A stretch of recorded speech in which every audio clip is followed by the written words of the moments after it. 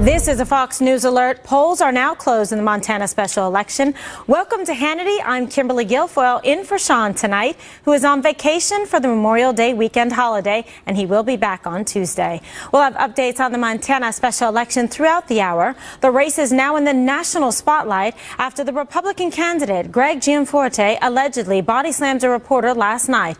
But first, our top story.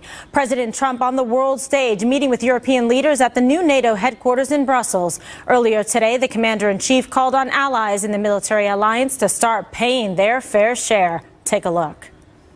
That I have been very, very direct with Secretary Stoltenberg and members of the alliance in saying that NATO members must finally contribute their fair share and meet their financial obligations. But 23 of the 28 member nations are still not paying what they should be paying and what they are supposed to be paying for their defense. This is not fair to the people and taxpayers of the United States. And many of these nations owe massive amounts of money from past years and not paying in those past years.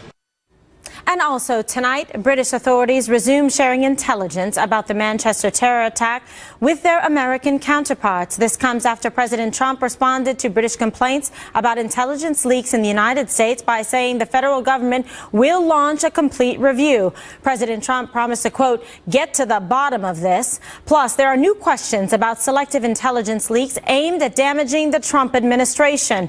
There are new reports tonight that Jared Kushner, the president's son-in-law and senior advisor, is now under FBI scrutiny in the Russia investigation. According to the Wall Street Journal, Kushner's lawyers said he will fully cooperate. Here now with reaction to tonight's breaking news is former White House Press Secretary Ari Fleischer and American Conservative Union Chairman Matt Schlapp. Gentlemen, thank you for joining us tonight on this busy breaking news evening. Matt, I'll begin with you. What is your reaction to President Trump calling out NATO members for not paying their fair share? Well, you know, Kimberly, it was never about making Europe great again. And I actually think it's kind of refreshing in diplomatic circles to have an American leader just be very direct and very honest. There was a period of time in our recent history where America was so dominant and so big, and we were so optimistic about our economic leadership that we could cavalierly just pay for things all over the globe and shed our jobs. And I think Trump has connected with the American people who say, you know, we've lost so much about America that it's time for us to stand up for what's in our interests. It is in our interest to have a strong NATO, but it's the right thing to do for everybody to fulfill their commitments. All right, Ari, how do you see it? Oh, that's exactly right. You know, it's just not right. When you sign up to belong to an alliance, and one of the terms for signing up is that you are supposed to spend 2% of your budget on defense, that way we're all strong together, and you don't do it, you're mooching, you're freeloading. You're freeloading off of the only 5 nations of the 28 who do pay. So I was very supportive of Donald Trump doing it. It's a message they need to hear. He needs to break some glass. I would have added one other element. While all 28 were standing in front of me, I'd have singled out the 4 others in addition to the United States who are paying. I'd have said thank you to the United Kingdom, thank you to Greece, thank you Estonia, thank you Poland, and send that signal. I'm not thanking the other 23. You know, Ari, I want to stick with you on this for a moment. After the Manchester terror attack, you know, isn't President Trump right to continue this push for NATO to do more to fight terror? Yes. It's not just about your financial obligation, but put some skin in the game here.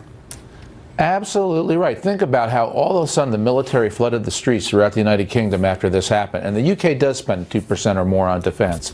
But in the other nations, Germany, a wealthy nation, Italy, a wealthy nation, France, a wealthy nation, why aren't they doing it? They certainly could, but they choose not to because they'd rather spend their money on welfare programs and welfare payments, as it's part of the Western European tradition of being quasi-socialist and very expensive and lavish. Well, that means they're not paying what they're supposed to for defense, and it hurts all of us. Yes, absolutely. Now, Matt, what do you think that President Trump's message should be tomorrow for the G7 summit? Well, once again, I think what President Trump ran on is this idea that we're no longer just going to shed our jobs and our economic opportunity for strategic relationships and purposes. It's going to be about America standing up for what's right for America. So he's got a level set with these other first world nations about the fact that we want to do business together. We want to have free trade. We want to do commerce together. But he's going to aggressively be a cheerleader for the American point of view. Don't expect America to pick up all the bills like Ari was talking about, to be the world's patsy. We're going to do what's in our interest, and it's about time we did that. And I think that's going to be part of his message. Certainly. You know, Ari, a lot has been discussed now in terms of the travel ban, extreme vetting. And when we think about this, what has happened here, this very horrifying example in terms of Manchester and what happened and the bombing there. People looking at this saying, wait a second, maybe President Trump, I think, is on to something in terms of look at the countries that have been impacted, the travel that allegedly this individual had back and forth from Libya, etc. Well, I'm in a different place on this one, Kimberly. I just have to say it. When Donald Trump was a candidate, and he did call it a Muslim ban back then, I publicly opposed it. I thought it was the wrong thing to do. And now that it's revised and it's changed around, I'm still not supportive of it, with the exception of Syria, where there is no government. We can't possibly vet who's coming because there's no infrastructure to check some of these names. But for most of those other nations, I don't like that approach. I would much rather keep America being the nation that other nations, other people want to come to, and we can vet them, we should vet them, but I want America to be the nation that's the light of the world, the best nation on earth. People would want to come here, and that would include Muslims. So I'm in a different spot on that. I think you can vet, and you can do it in a way that protects our country.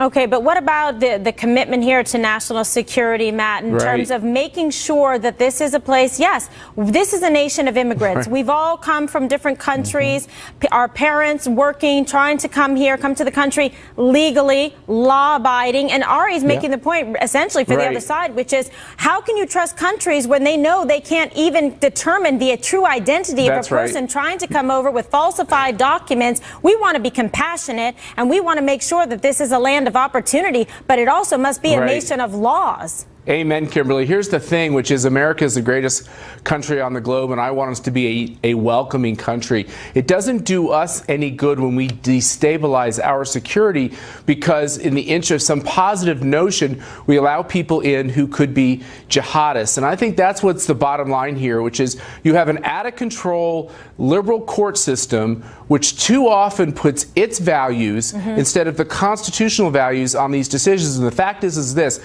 they're using President Trump's rhetoric on the campaign, which Ari alluded to, got pretty fiery in this topic, but they're using his rhetoric on the campaign to make this unconstitutional when they're not looking at the words in the law. The words in the executive order are clearly constitutional, and it's wrong for them to try to stop this and to make politics out of it. It's why people are so frustrated with government. Frustrated also with legislating from the bench, politicizing and putting ideology ahead of the rule of law, like we've seen with the Ninth Circuit. I'm very familiar with them, having come from San Francisco.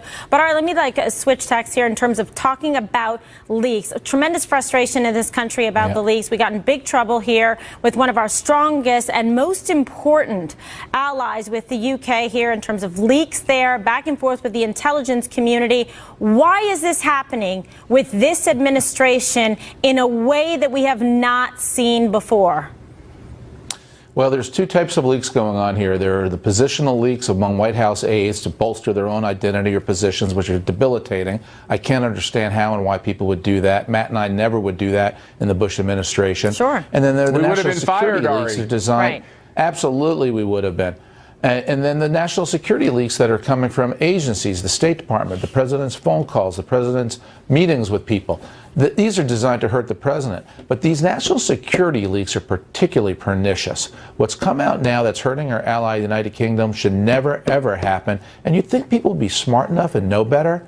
And I hope we do find who they are. No, you're absolutely right. But, you know, Matt, you bring up a great point. There has to be repercussions. The people that are doing this, you have to launch an investigation, bring in somebody from the outside if you want to determine who is doing this, because they are acting against the national security interests of the United States, and it shouldn't be tolerated. I think this president deserves better, and it seems to me that he should have people, Matt, that he can trust, that are loyal not only to this president, but to the flag, and aren't going to compromise this country or our allies. You know, two things here. I agree with Ari that these leaks coming from the president's closest advisors out of the White House, they think they're helping their own reputations, but they're actually doing a disservice to the president. And the second thing is that when you see the fact that we have not filled as many of these jobs in these agencies, these political jobs, we don't have control on the system like previous presidents have, and it's imperative upon them and the president himself to make these choices. And we only need 50 votes in the Senate now. Let's push through. Let's get control of the bureaucracy, and let's fight back. Absolutely. Real quick, Ari, get your thoughts just in terms of the late-breaking news about Jared Kushner. Well, you know, I think Bob Mueller is going to pull his hair out, and he's going to start firing people on this investigative team if that's their style. Bob Mueller will never put up with this, the new head, the former head of the FBI, and the person leading the investigation. So I think these are holdovers who have been doing the work, and if they continue to unfairly name who they're talking to or who a probe is even just looking at, Mueller will put an end to it. I agree. Yeah, put an end to the witch hunt that's going on, that's for sure. Let justice prevail. Gentlemen, always a pleasure to talk to you tonight. Thanks for being on Hannity. And coming up, we're awaiting results in the Montana special election. Alicia Acuna is here next with a live update. Plus, Montana GOP candidate Greg Gianforte allegedly body slammed a reporter last night. You won't believe who the mainstream media is now trying to blame for it. Charlie Hurd and Jessica Tarlov will be here with reaction. And later, Sarah Carter and John Solomon from Circa are out with another explosive report tonight about the government violating your privacy rights. They'll both be Hannity. I'm Kimberly Guilfoyle, filling in for Sean. We are awaiting the results from the Montana special election, and the polls closed just a few minutes ago. Last night, the GOP candidate Greg Gianforte reportedly body slammed a Guardian reporter. Our very own Alicia Acuna and her crew witnessed this incident. She joins us now from Bozeman, Montana. Alicia, with the very latest.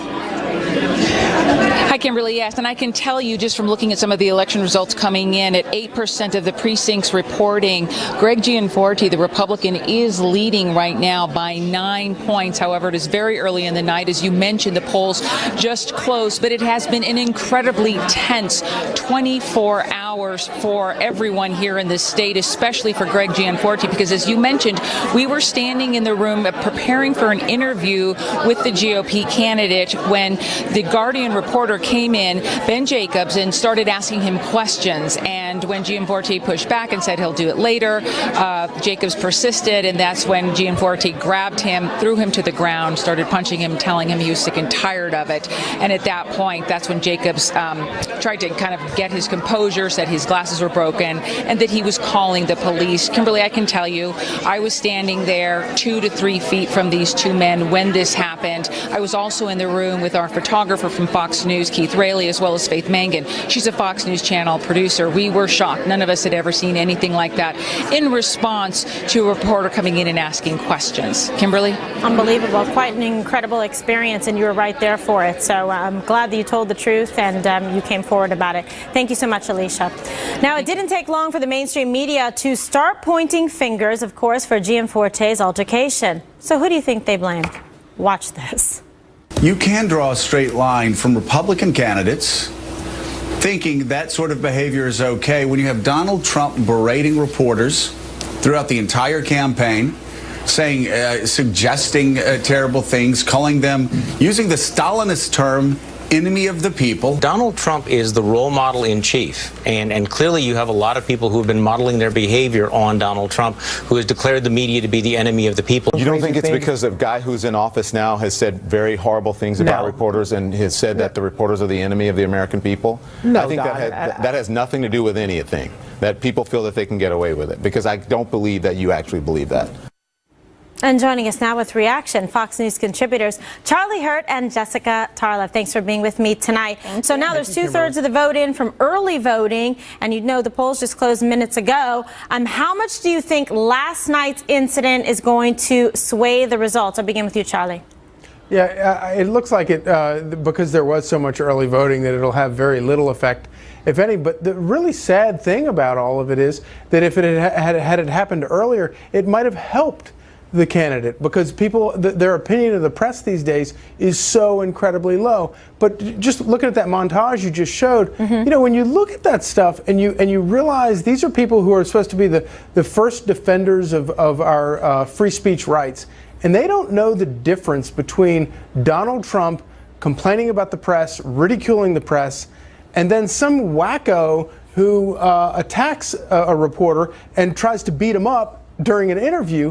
The fact that they don't realize the difference between those two things, I think, reveals exactly why so many Americans despise the press. Yeah, it's a big problem, Jessica, because right away the narrative turned from personal responsibility about an individual choosing to take actions or acting out of temper or aggression to let's blame this and pin this on the POTUS.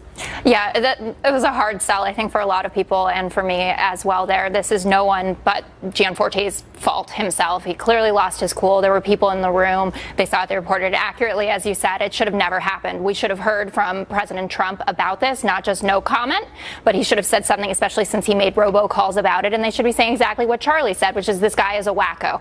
And he's probably not fit for office. But with 65% of the vote in already and high Republican numbers, chances are that he is going to get elected. And we'll find out in a few hours about that. What I would say, though, to the liberals who are out there talking about this, and even Joe Scarborough, who now I guess is on the cusp more, is that, I give him the cusp, is that the argument to be made about what has happened in terms of demonizing the press is that there are more people defending Gianforte than there would have been maybe 4 years ago, 8 years ago, because of the attitude, the hostile attitude towards the press. It's given people an excuse for the inexcusable, and that's something that I think that can be tied back to Donald Trump, but certainly not the actions of a wacko. So basically he's getting the whole thing of liberal bias and mainstream media run amok, witch hunts against President Trump, improper attribution, Charlie. So people are saying, wait a second, we can see how this guy might have snapped, like media derangement syndrome or something. Sure. And if you look at some of the interviews that we've seen today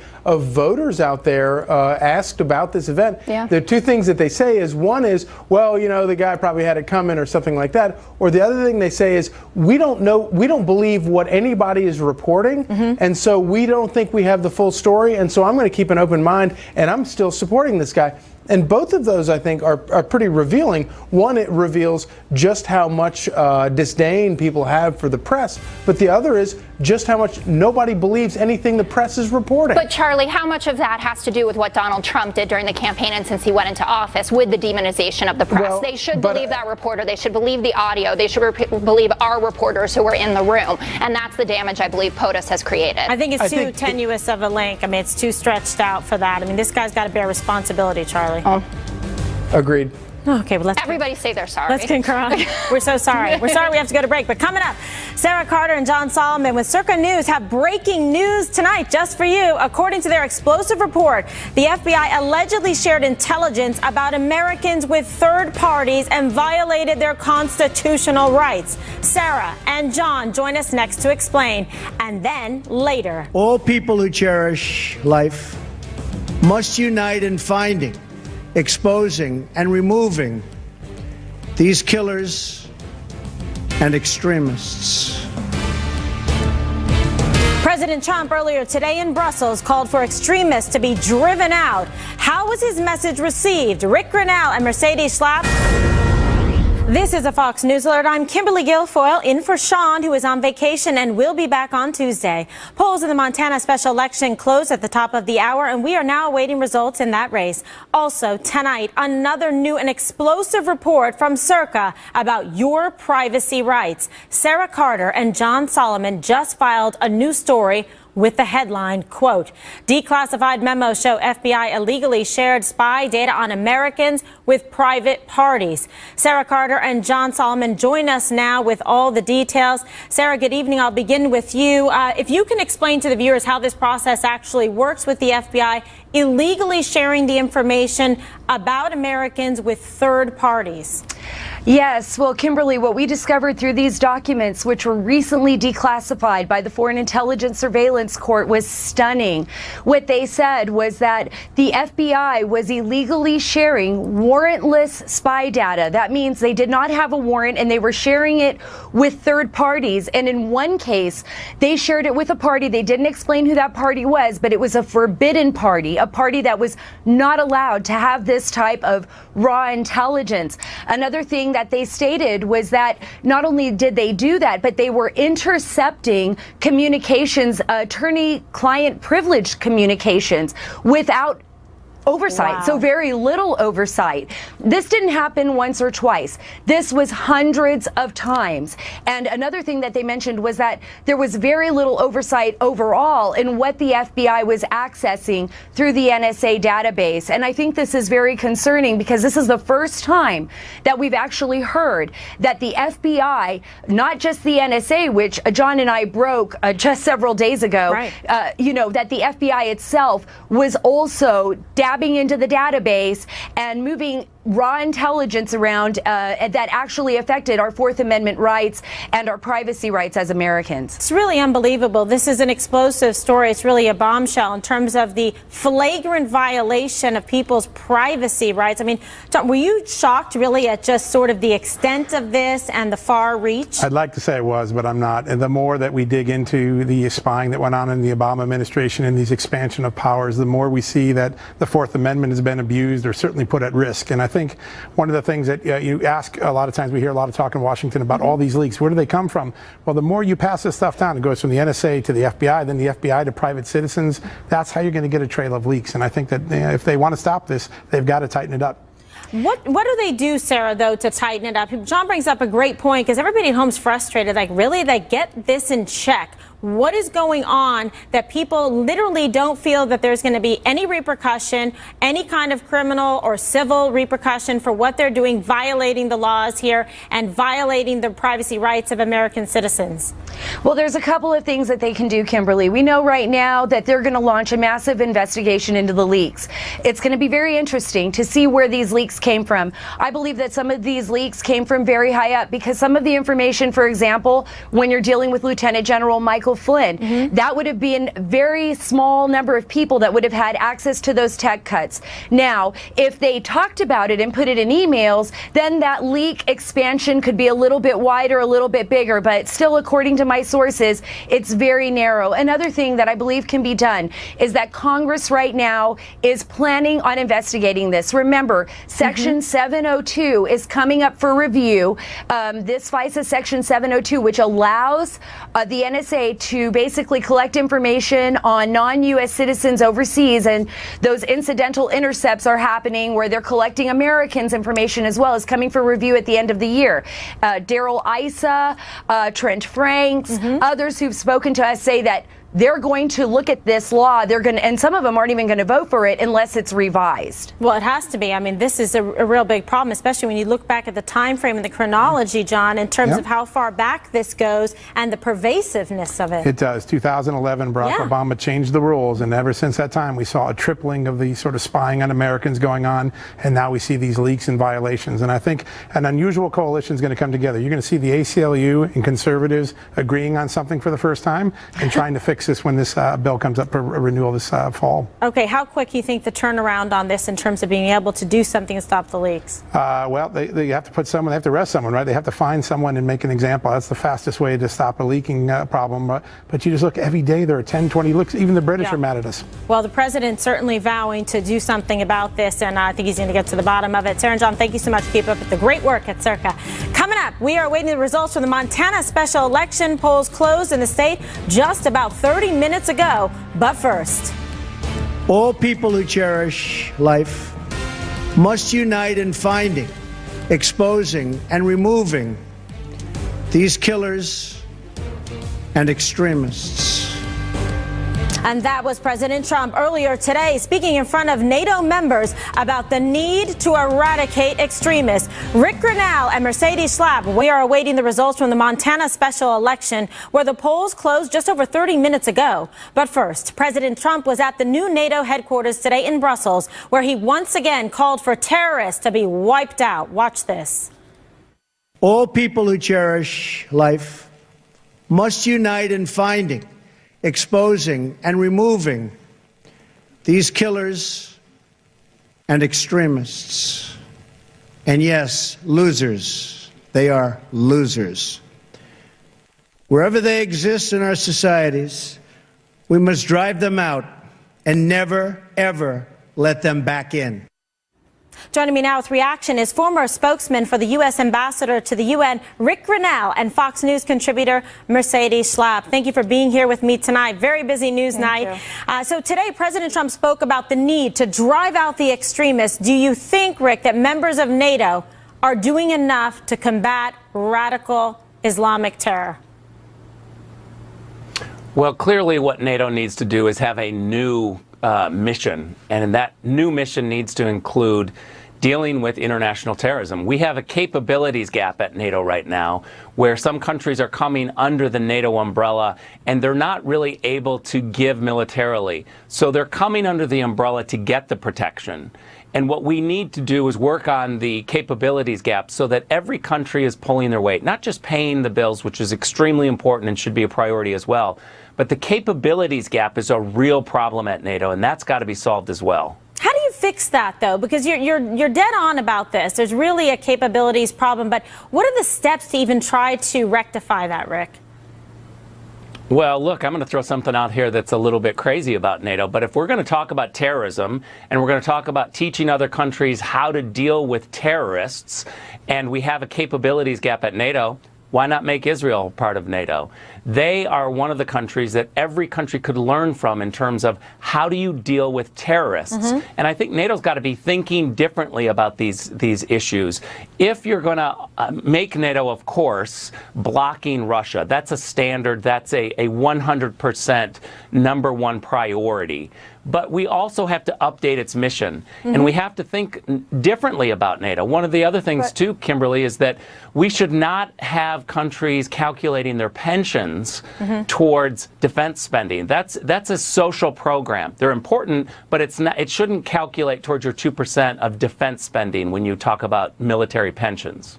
Such a great point. Now, Mercedes, what do you think? Because that's an interesting, outside the box in terms of the thinking there to say, okay, let's bring in Israel. But we don't even have to think outside the box. There's a bigger issue here, which Chancellor Merkel spoke about today with her little friend, President Obama, where they talked about open borders. This is an issue that obviously in many of these countries in Europe, that they're not willing to accept the reality that if they hone in on an agenda where it is about open borders and not controlling the migrants who are coming in and the refugees who are coming in, not knowing who is coming into their country, that is a fundamental problem. NATO can't solve the problem. The United States can't solve that problem.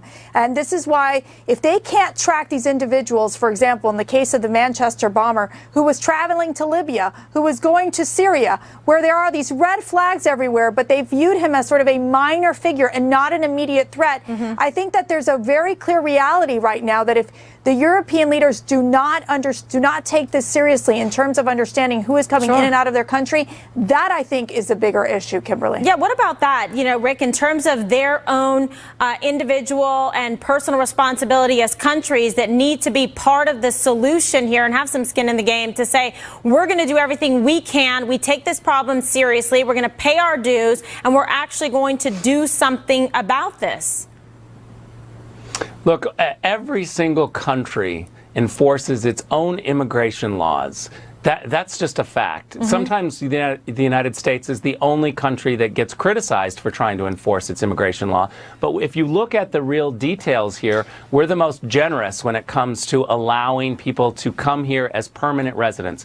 More than 1 million people every single year become permanent residents in the United States. We also allow more than 4 million people to come here as students for a longer term stay, and 42 million people have visitors visas And so when you look at the numbers, the United States is by far the most generous when it comes to allowing people into our country. We just need to enforce our immigration laws and have extreme vetting so that we know who's coming in. It's not a crazy idea. No, it's not. Mercedes, when you look at this and just the, kind of the juxtaposition, especially with this timing, right now what's going on, President Trump's calling for that extreme vetting that Rick has just mentioned right here. America wants to secure its borders. America wants to have legal immigration, people actually complying with the laws that are on the books, respecting the Constitution.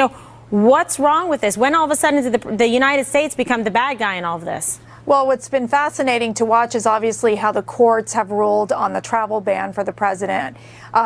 Clearly what they're doing is rather than focusing in on what the words are within the law, they've decided to go back to President Trump's campaign statements and use that as part of their argument to uphold the injunction on the travel ban. But here's the reality that we have, which is the fact that you saw former FBI Director James Comey, former Obama administration officials basically very concerned about the fact that you can't vet individuals coming into the United States from Syria. There is not U.S. soldiers on the ground that basically are collecting the information of the local population. So it makes it incredibly difficult to ensure that people who are, as we know, ISIS says that they want to infiltrate through the refugee program. It makes it very difficult, I think, for the United States to handle these situations when you're talking about countries of concern, which is what President Obama pushed through in terms of these 7 or 6 countries that President Obama used in his in his travel ban. Yeah, absolutely. I want to shift gears a little bit here because we are actually going to extend into the next hour because we're awaiting results in the Montana special election, and the Associated Press is reporting it is a tight race indeed. And after reports of last night's altercation between Gianforte and a reporter, how do we think that might impact the results? So I want to just get your take on this, Rick and Mercedes. I mean, Rick, obviously this is being closely watched with the breaking news of that physical altercation. This is a seat that matters to Republicans. What are you expecting? Well, look, I think that if everybody was voting after they heard this news, we'd have a different result. But I hear 2/3 of the voters had already voted in early voting. It's one of the issues why, I've been a part of a lot of campaigns, and it's one of the issues why early voting it obviously has its advantages, but in certain situations it has its disadvantages. When new information comes out, when some sort of scandal erupts, if you voted too early, then you don't have the benefit of this